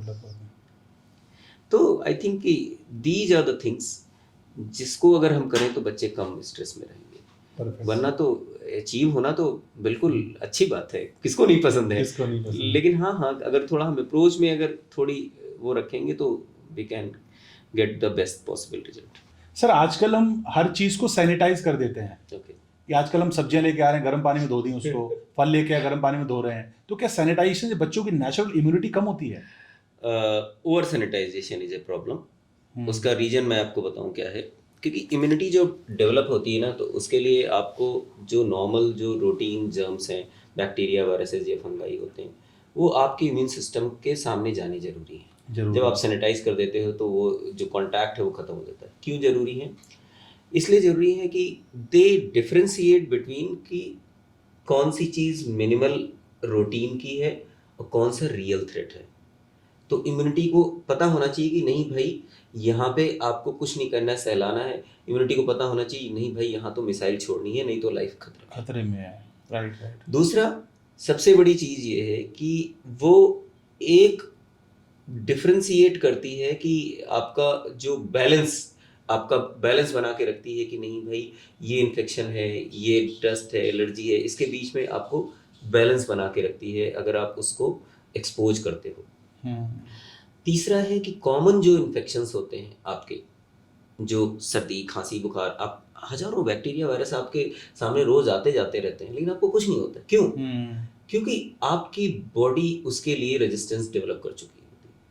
तो ये 3 चीज हैं कि बैलेंस बना रहे इम्यूनिटी को, कि कब एक्ट करना है, कब नहीं एक्ट करना है, प्लस थ्रेट्स को रिकॉग्नाइज करने के लिए, और कॉमन इन्फेक्शन को। इसको बोलते हैं इम्यून ट्रेनिंग। ओके। ये बहुत जरूरी, स्पेशली पीडियाट्रिक्स में बहुत जरूरी है, क्योंकि आप बचपन में जो सीखते हो वही पूरी जिंदगी भर काम आता है। तो इसीलिए सबसे इम्पोर्टेंट चीज़ जानना जरूरी है कि जब आप कम वायरसेस, बैक्टीरिया के लिए एक्सपोज करोगे तो फिर ये प्रॉब्लम आती है। फिर क्या बीमारियां होंगी आपको? इन्फेक्शन तो नहीं होगा, कि इन्फेक्शन तो आप एक्सपोज ही नहीं कर रहे हो, क्योंकि आप तो बॉडी एबनॉर्मल बिहेव करने लगती है। जो चीज़ें नुकसान की नहीं उनके अगेंस्ट, जैसे डस्ट, माइट, पॉलेंस, अब उसको कोई नहीं मिल रहा तो उसी से लड़ रहा है और उसकी वजह से asthma, allergy, bronchiolitis, autoimmune diseases. Autoimmunity क्या है? ऑटोइम्यूनिटी का मतलब ये है कि उसको लड़ना चाहिए दुश्मन से, वो लड़ रही है अपनी बॉडी से लड़ रही है। राइट। तो ये पूरा जो सिस्टम है गड़बड़ हो जाता है इसी की वजह से। और दूसरा इसीलिए एंटीबायोटिक्स, जो गट सबसे बड़ा सोर्स है आपका इम्यूनिटी का, सबको पता है आज के डेट में। तो गट के सोर्स को आप एंटीबायोटिक दे देते हो तो उसका वो एक्सपोजर ही खत्म हो जाता है। तो एंटीबॉडीज जो बनती हैं, इन्फेक्टिक्स बनते हैं, वो आपका गड़बड़ हो जाता है। तो इसीलिए ओवर सैनिटाइजेशन ठीक नहीं है। और हम लोग बोलते हैं कि बच्चों को खेलने दो, धूल में पार्क में खेलने दो, कुत्ते बिल्ली पाल रखे हैं तो उसके साथ खेलने दो। बस सिंपली खाना खाने से पहले हाथ धो लो, खाना खाने के बाद हाथ धो लो, बाहर से आओ तो हाथ धो लो। एल्कोहलिक सैनिटाइजेशन या एंटीबैक्टीरियल सैनिटाइजेशन की ज़रूरत नहीं है, नहीं। इतना नहीं है। और जो हम पहले भी बताते थे कि सम डर्ट इज़ गुड, मतलब जो हमारा पुराना कॉन्सेप्ट कि थोड़ा ज़मीन पे रहना चाहिए बच्चे को और सबको, वो ज़रूरी है, उससे हमारी इम्यूनिटी स्ट्रांग होती है। तो ये बैलेंस इम्यूनिटी के लिए ओवर सैनिटाइजेशन नुकसान करता है, इसीलिए सैनिटाइजेशन की जगह वॉशिंग, हैंड वॉशिंग, क्लीनिंग ये ज़्यादा इम्पोर्टेंट है रेदर देन कि हर चीज़ को सैनिटाइज करना ठीक नहीं है। वो नुकसान, वो इम्यूनिटी के हिसाब से नुकसान है, प्लस नई तरह के चैलेंजेस आ जाते हैं। Right right. इसी को क्लीन हाइपोथेसिस बोलते थे कि वेस्ट में ये प्रॉब्लम शुरू हो गई थी सबसे पहले, उनके यहाँ इन्फेक्शंस नहीं होते थे तो उनके यहाँ सब एलर्जी शुरू हो गई, अस्थमा। और अब तो खैर हमारे देश में भी मैं तो देखता हूँ जितनी एलर्जी इन्फेक्शन से ज़्यादा अब एलर्जीज की बीमारियाँ ज़्यादा। तो इसीलिए ओवर सैनिटाइजेशन बहुत अच्छी बात नहीं है। सर अब आप बताइए रेबीज़ के बारे में, क्योंकि रेबीज़ एक रेयर डिजीज़ है और डेडली डिजीज़ है। और आजकल हम देखते हैं कि हमारे बच्चे सोसाइटीज़ में रहते हैं, कई सारे लोगों ने पेट पाल रखे होते हैं, बच्चा गया उनके पास खेलने लगा जा करके तो, और अगर क्या मतलब पहला क्वेश्चन तो मेरा ये कि क्या अगर बच्चे को हल्का सा नाखून वगैरह लग जाए कुत्ते का या बिल्ली का तो उससे खतरा होता है, या दूसरा फिर इससे अगर बचाव का क्या तरीका? कई बार क्या होता है बच्चे बताते भी नहीं है घर में। बिल्कुल, बहुत यूज़फुल क्वेश्चन है। और बहुत रेबीज चूँकि ख़राब बीमारी है जिसका कोई अभी तक मेडिकल साइंस के पास कोई ट्रीटमेंट नहीं है, और जिसको हो जाती है इसका मतलब डेथ वारंट है। तो पहली बात तो ये है कि बहुत डेडली डिसीज़ होने की वजह से इसके प्रिकॉशंस जो हैं बहुत ज़्यादा सेंसिटिव हैं। सबसे पहली बात तो ये है कि हम हरदम बोलते हैं कि ऐसे पेरेंट्स या ऐसे सोसाइटीज़ या जहाँ पे कि पेट एक्सपोजर का या स्ट्रीट डॉग एक्सपोजर का रिस्क है, ऐसे लोगों को प्री एक्सपोजर प्रोफाइलेक्सिस देना चाहिए। Even any kind of risk है, आप चाहे बच्चे को आप ऐसी जगह ले जा रहे हैं, जंगल में जा रहे हैं या ऐसी जगह ले जा रहे हैं कि जहाँ पे किसी भी तरीके के एनिमल, जो क्योंकि कैट और भी बहुत सारे वाइल्ड एनिमल्स होते हैं जिनमें कि रिस्क रहता है, तो ऐसे में प्री एक्सपोजर प्रोफाइलिसिस हरदम बहुत यूजफुल चीज़ है। सबसे बड़ा एडवांटेज ये है कि कम प्रिक्स है, 0 से इवन 28 होता है, केवल 3 डोजेज होती हैं। जीरो मतलब जीरो पहले दिन लगाया, जीरो पहले दिन लगाया, 7 दिन और बाद लगाया। इसका एक्सपोजर से कोई रिलेशन नहीं, आप प्लान करके लगा सकते हो। ओके। 7वें दिन लगाइए, फिर 4th वीक पे लगाना है 28 दिन लगाया। 28। इससे क्या रहेगा, आपकी शरीर में life long immunity, memory immunity रहती है, आपको जस्ट बूस्ट करना है। सबसे बड़ा फायदा रहता है कि 3 से 6 महीने तक इम्यूनिटी वैसे ही रहती है कि अगर गलती से एक्सपोजर हो भी जाए, लेकिन अगर गलती से डॉग ने बाइट कर लिया आपको या स्क्रैच लग गया, नाखून लग गया, तो आपको डरने की जरूरत नहीं। जस्ट आप 0-3 डोज दे देंगे तो आपका बच्चा सेफ है। 0-3 बोले तो सर 0-3 जिस दिन अगर काटा है उस दिन एक्सपोजर काटा जिस और दिन third day। और उसके उसके 3 के बाद, Perfect, sir। केवल और ये इम्यूनिटी लाइफ लॉन्ग होती है। Perfect। ऐसा नहीं कि आप 5 साल बाद या 10 साल बाद आपकी इम्यूनिटी कम हो गई तो आपको सारे शेड्यूल फिर फॉलो करने Follow पड़ेंगे, करना। नहीं। दूसरा सबसे बड़ा एडवांटेज है, आपकी बॉडी में इम्यूनिटी रहती है। कई बार क्या होता है, सीरियस बाइट्स हो जाती हैं, स्पेशली रैबिट डॉग अगर किसी को गलती से काट ले तो कई बार इतना टाइम नहीं होता है कि एंटीबॉडी वैक्सीन बना पाए, तो हम लोग उसके लिए इम्यूनोग्लोबुलिन्स लेते हैं। इम्यूनोग्लोबुलिन्स लोकली इंजेक्ट करते हैं, क्योंकि हमें पेशेंट को बचाना होता है जब तक कि नर्व से और वायरस के कांटेक्ट के पीरियड के पहले ही एंटीबॉडीज़ बनानी होती, तो बनी बनाई एंटीबॉडीज़ होती हैं, इम्यूनोग्लोबुलिन हम लोग बोलते हैं, वो लोकली इंजेक्ट करते हैं। तो वो बहुत कॉस्टली होती हैं, वो बहुत कॉस्टली होती हैं, सब जगह अवेलेबल नहीं होती हैं। उसके बावजूद भी कई बार डर रहता है कि वाकई वो तो पूरी सब जगह काम कर रही कि नहीं कर रही हैं। तो जो लोग वैक्सीनेटेड हैं प्री एक्सपोजर में, और फ्यूचर में सपोज उनको कोई बहुत सीरियस रैबिट डॉग इंजरी है, तो उनके पास हरदम एडवांटेज है कि they have already memory cells, just get a short and immunity boost up, no immunoglobulin is required, nothing to worry, क्योंकि उनके पास बेसिक वो बन रखी है एंटीबॉडी, आपकी सेल्स ट्रेंड हैं, केवल आपको जस्ट एक डोज लगाना है और आप खटक से तैयार होते हो कुछ मिनटों में आपकी बॉडी। तो इस लिहाज से आई थिंक कि बहुत यूजफुल चीज़ है, और मैं पेरेंट्स को एडवाइस करूंगा कि ऐसे में कि जिनको किसी काइंड ऑफ पेट्स का रिस्क है, या घर में बंदर आता है। हाँ, किसी अगर कोई रिस्क है, सपोज आपने पेट नहीं पाला लेकिन आपकी सोसाइटी में, आप क्या कर सकते सही हो? बात है, सही है। आप किसको मना करोगे? तो ऐसे में pre exposure prophylaxis is worth specially जब लगे कि वैक्सीन्स कम हो गए हैं, बच्चा खेलने जाने लगा है 3, क्योंकि 2 साल के बाद वैक्सीन्स कम हो जाते हैं, तो आप उस पीरियड में आप लगा सकते हो। उससे पहले तो बच्चे प्रोटेक्टेड रहते हैं, तो फिर भी सेफ रहते हैं, लेकिन जब बच्चा भागने लगता है, दौड़ने लगता है, तो फिर रिस्क बढ़ जाता है।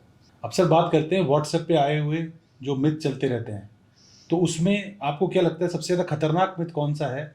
और क्योंकि आजकल हर आदमी डॉक्टर बना हुआ है, आप इंस्टाग्राम पे देखेंगे या यूट्यूब पे देखेंगे, हर आदमी कोई ना कोई ज्ञान पहले जा रहा है, तो उसमें आपको क्या लगता है, मतलब क्या चीज़ ऐसी है जो सबसे बड़ा खतरनाक, सबसे डेंजरस चीज़ क्या है जो अभी व्हाट्सएप के जरिए लोगों तक फैली हुई है? दो कुछ चीज़ें हैं जो वाकई बिल्कुल एक अच्छी वो है कि मैं बताऊं। सबसे पहले जो मैंने सबसे बोला था कि पेरेंटल सबसे ज़्यादा मिसजज करते हैं फीवर को, फीवर। कि फीवर चढ़ा है, ब्रेन फीवर हो जाएगा, बच्चा बेहोश हो जाएगा, दौरे आ जाएंगे, जल्दी से फीवर कंट्रोल करो, जल्दी से फीवर कंट्रोल करो। तो फीवर, मैं फिर से बोलना चाहूँ, fever is not enemy, fever is a friend. अनटिलनेस के कुछ एक स्पेसिफिक बच्चे होते हैं जिनको फीवर की वजह से सीजर्स आते हैं, एक्सेप्ट अगर वो हिस्ट्री फैमिली में है या बच्चे को हिस्ट्री है, वो भी कोई डेंजरस चीज़ नहीं होती, लेकिन उन बच्चों के लिए थोड़ा हम बोलते हैं कि तैयार रहना चाहिए। अदरवाइज सबसे ज़्यादा जो व्हाट्सएप में प्रॉब्लम है वो फीवर के लिए लेके है। दूसरा सबसे बड़ी समस्या जो सबसे ज़्यादा हम परेशान होते हैं आज की डेट में, दूसरी जो फीवर के बाद कोई परेशान करती है, तो टीथिंग। टीथिंग की वजह से डायरिया, टीथिंग की वजह से फीवर, टीथिंग की वजह से सर्दी खांसी। मैं तो बोलता हूँ चिटके कई बार छत भी गिर जाए तो वो भी टीथिंग की वजह से हो गई है, लेकिन ऐसा नहीं है। टीथिंग का किसी चीज़ से कोई लेना देना नहीं है। Teething is absolutely natural things. Irritation हो सकता है उसकी वजह से, अनईजीनेस हो सकता है, लेकिन teething doesn't trouble you. Teething की वजह से कोई इन्फेक्शंस नहीं होते, टीथिंग की वजह से कोई एलर्जी नहीं होती है। तो टीथिंग को लेके जो प्रॉब्लम है वो बहुत प्रॉब्लम है। तीसरी चीज़ अगर मैं बोलूँ तो वैक्स, आजकल इंडिया में तो कम, बाहर के कंट्रीज़ में व्हाट्सएप इंडस्ट्री की कि वैक्सीन से ऑटिज्म होता है। हाँ। स्पेशली यूएस में तो बहुत कैंपेन चला था कि मतलब एमएमआर लगाने से ऑटिज्म हो जाता है, और बहुत सारे इसीलिए बच्चे बढ़ गए ऑटिज्म के क्योंकि वैक्सीन लग रही। नहीं, बहुत टेस्टेड हैं, दसियों साल इस पे रिसर्च होता है और बहुत हर्ड इम्यूनिटी इससे बनती है। तो वैक्सीन के लिए कोई निगेटिव वो देना ठीक नहीं है सोसाइटी को। वैक्सीन्स ने बहुत सारी बीमारियां सोसाइटी से हटाई हैं, तो वैक्सीन और स्पेशली जो पुरानी वैक्सीन्स हैं बहुत बहुत यूज़फुल हैं। तो इसीलिए वैक्सीन को लेके जो व्हाट्सएप पे कई बार वो चलता है कि ये बीमारी होती है और ये ऑटिज्म, ये सब ठीक नहीं है। तीसरा ये है कि बहुत सारे मिथ हैं कि अगर लैक्टेटिंग मदर है, दूध पिला रही बच्चे को, तो इसको ये नहीं खाना चाहिए, वो नहीं खाना चाहिए, इसके खाने से कोई फ़र्क नहीं पड़ता है। वो बिल्कुल इंटायरली अलग है, क्योंकि जो भी आप खाते हो अल्टीमेटली वो प्रोसेस होकर आपकी बॉडी में न्यूट्रिएंट या मैक्रोन्यूट्रिएंट के रूप में जाता है। तो ये जो भी खाएगी, अच्छा बुरा जो भी खाएगी, उसी के हेल्थ पे रहता है। ब्रेस्ट मिल्क तो बिल्कुल फिर आखिरी स्टेज में बनता है, तो इसीलिए उसके खाने पीने से ज़्यादा फ़र्क नहीं पड़ता है। तीसरा, जैसे कि बहुत सारे व्हाट्सएप पे अभी तो कोविड चला गया कि आप यूरिन पी लो या नींबू का जूस पी लो तो कोविड ठीक हो जाएगा या कैंसर ठीक हो जाएगा। ये सारे मतलब बहुत रिस्की मिथ हैं, और कभी भी आप इस पे भरोसा नहीं कर सकते हो, क्योंकि ये जानलेवा भी हो सकते हैं। आप मतलब इसको बिना डॉक्टर से सलाह के ये नहीं कर सकते हैं। और सबसे बड़ी चीज़ ये है कि मिथ है कि allopathy is poison. Allopathy is science. बहुत सारी लाइफ बचाई है इसने। एलोपैथी का कंट्रीब्यूशन को आप ह्यूमन से कभी भी दूर नहीं कर सकते हो। हम बेस्ट पार्ट एलोपैथी का क्या है, we accept our failure also. हम जब इफेक्ट बताते हो साइड इफेक्ट भी बताते हैं। तो इसीलिए कि बहुत सारा है कि नहीं 100% natural, no allopathy, no, it is not possible. क्योंकि जितना रिसर्च, जितना काम एलोपैथी में हुआ उसने किसी पैथी में नहीं हुआ। इसीलिए बाकी पैथी शायद इतना डेवलप नहीं कर पाई, क्योंकि उन्होंने जितना रिसर्च करना चाहिए, जितना अब धीरे धीरे शायद वो कर रहे हैं, तो वो लोग भी आगे आएंगे। लेकिन ऐसा नहीं है, तो कॉम्प्लीमेंट करें हम चीज़ों के साथ, लेकिन ऐसे ही कोई धारणा रखना कि नहीं ये पॉइजन है, वो ठीक नहीं है। तो I think these are the जो डेंजरस हैं, कि मतलब आप इस तरह के अगर नोशन उस पर भरोसा कर लें। और दूसरा ये है कि मैं हरदम बोलता था कि बहुत सारे घरेलू नुस्खे आते हैं और सीरियस डिसीजेस के लिए आते हैं, तो आप उन पे ट्रस्ट नहीं कर सकते हो, स्पेशली बच्चों के लिए नहीं ट्रस्ट कर सकते हो। तो जो भी आपको कुछ व्हाट्सएप से वो करना है तो अपने डॉक्टर से एक बार पूछ के ही Consult आप करें, कंसल्ट करके करें, क्योंकि वो हो सकता है कि आधी अधूरी जानकारी हो जो कि डेंजरस हो सकती है। Perfect sir, perfect. अब सर बहुत छोटे छोटे सवाल हैं। पहला तो सवाल ये है कि गट हेल्थ को सही करने का जो आपने एक नुस्खा बताया, वो घी वाला, है ना, उसके अलावा आप क्या बताएंगे कि और क्या कोई एक्सरसाइज वगैरह हैं या कुछ और मतलब डाइट में हम क्या ले सकते हैं जिससे गट हेल्थ बच्चों की स्पेशली स्मूथ रहे और अच्छी रहे? अगर मैं प्रिसाइजली बताऊं तो दो कुछ चीज़ें हैं। पहली बात तो ये है कि जितने आपके फ्रूट्स हैं, सारे फ्रूट्स हेल्प करते हैं, उसमें रिच फाइबर रिच होता है, माइक्रो न्यूट्रिएंट्स होते हैं, गट के लिए डाइजेस्ट करना उनको आसान। Gut use fibre love fibre, bacteria भी फाइबर लव करते हैं, और कम शुगर उनके लिए नुकसान करता है, स्पेशली जितना ईजी शुगर होगा तो उतना ज़्यादा नुकसान करता है। तो जितनी भी आपके होल सीरियल्स हैं, मतलब आपके जितने सीरियल्स हैं वो सारे के सारे यूज़फुल हैं, सारे फ्रूट्स, सारे वेजिटेबल्स। कुछ नेचुरल प्रीबायोटिक्स होते हैं, मतलब कि वो बाद में बैक्टीरिया को हेल्प करते हैं ग्रो करने में या बैक्टीरिया में कन्वर्ट करते हैं। सबसे अच्छा तो आपके जो ये हरा प्याज जो होता है, राइट राइट राइट। हरा प्याज और ये लहसुन, और आपकी क्या कहते हैं कि कांजी होती है, और कुछ हरा केला भी अगर आप यूज़ करें तो उसको डाइजेस्टिव गट इम्यूनिटी के लिए बहुत अच्छा उसके है। अच्छा मानते हैं कि आप उसको किसी तरह से प्रोसेस करके आप बनाओ। उसी तरह प्रोबायोटिक के लिए अगर देखा जाए तो योगा, दही दही दही। दही और राइट। वो है प्रोबायोटिक की उसकी तरह हैं। और आपका बने बनाए में देखो तो इडली, डोसा, कांजी, ये हाँ। सारी चीज़ें आपकी बिल्कुल प्रोबायोटिक की तरह है। तो अगर आप इनको यूज़ करो तो आपकी गट का जो इम्यून सिस्टम है और हेल्थ है वो उतना अच्छा अच्छी रहती है। अच्छा रहता है। Perfect sir, perfect sir. आजकल शुगर लेवल्स अगर आप बात करें बच्चों के, वो काफ़ी बढ़े हुए निकल रहे हैं और कई बार मतलब छोटे बच्चों में भी डायबिटीज जैसी बीमारियां देखने में आती हैं। तो इसको कंट्रोल करने का या इससे सेफ रहने का, क्योंकि बच्चे घर में हैं, चॉकलेट्स भी खाएंगे और वो भी खाएंगे, तो मतलब बेस्ट तरीका क्या है इसको कंट्रोल करने का? दो चीज़ें हैं कि मैं तो जो प्रैक्टिस फॉलो करता हूँ कि पेरेंट्स को बोलता हूँ घर में कोई मिठाई मत लाओ। सबसे सिंपल तरीका है कि एक तो हम्म। इजी इजी मत रखो आप, उसकी अवेलेबिलिटी जितनी शुगरी चीज़ है आप, प्लस बच्चे आपको कॉपी करते हैं। आप जूस मत रखो घर में, फ्रिज में जूस रखने की ज़रूरत नहीं है। आप कोल्ड ड्रिंक मत रखो, क्योंकि सबसे ज़्यादा आप अंदाज़ लगा सकते हो एक ग्लास कोल्ड ड्रिंक में करीब 10 से 12 चम्मच चीनी फर्मेंट होके बनाते हैं ओ वो माय लोग। गॉड। हाँ, बहुत ज़्यादा शुगर होती है कोक, मिरिंडा, और इतनी ज़्यादा शुगर होती है कि अल्टीमेटली बच्चे की हेल्थ शुरू में तो नहीं पता चलता है, लेकिन बाद में फ़र्क पड़ता है। और अवेलेबिलिटी आप उसकी थोड़ी डिफ़िकल्ट कर दो। दूसरा ये है कि प्रैक्टिस आप रखो कि खाने में आप ध्यान रखो कि जो चीज़ें आपकी कॉम्प्लेक्स कार्बोहाइड्रेट, सिंपल कार्बोहाइड्रेट की जगह कॉम्प्लेक्स कार्बोहाइड्रेट, फ्रूट्स हैं, वेजिटेबल्स हैं, इन चीज़ों को अगर आप ज़्यादा इंक्लूड करोगे अपनी डाइट में, ये बच्चों को धीरे धीरे उसके लिए ज़्यादा ट्रेन करो। जैसे मैंने बताया कि ये साउथ इंडियंस बहुत सारी प्रिपरेशंस हैं जिनमें कि ये अगर आप यूज़ इडली करेंगे डोसा तो सांभर, हाँ, मतलब ये ये इवन हमारे जो उत्तपम, अपने हाँ जो राइट। ट्रेडिशनल खाने हैं उसमें इतनी चीला शुगर, वगैरह होते हैं। हाँ ट्रेडिशनल खाने होते हैं उसमें नहीं होती है। इवन कम अमाउंट में अगर आप अचार भी यूज़ करते हो तो वो भी आपको ठीक काम करता है। तेल ज़रूर ज़्यादा होता है, लेकिन अगर बहुत मिनिमल अमाउंट में यूज़ करते हो तो वो भी आपको हेल्प करता है। दूसरा ये है कि शुगर लेवल बढ़ने के लिए अकेले शुगर ही ज़िम्मेदार नहीं, स्क्रीन भी उतनी ज़िम्मेदार है। क्योंकि आपको सेडेंटरी कर देती है, आपको कंजम्पशन तो है लेकिन एक्सपेंडिचर कुछ नहीं है। कुछ नहीं है। तो इसीलिए हम बोलते हैं कि आप ये दोनों का कॉम्बिनेशन बहुत लethal है कि आप शुगर और स्क्रीन दोनों को आप जितना हो सके आप अवॉइड करो। और प्रॉब्लम शुगर के साथ ही होती है कि एक बार बच्चे खाए तो क्रेविंग होती है उनको, उसकी हम्म। क्रेविंग होती है बहुत ज़्यादा।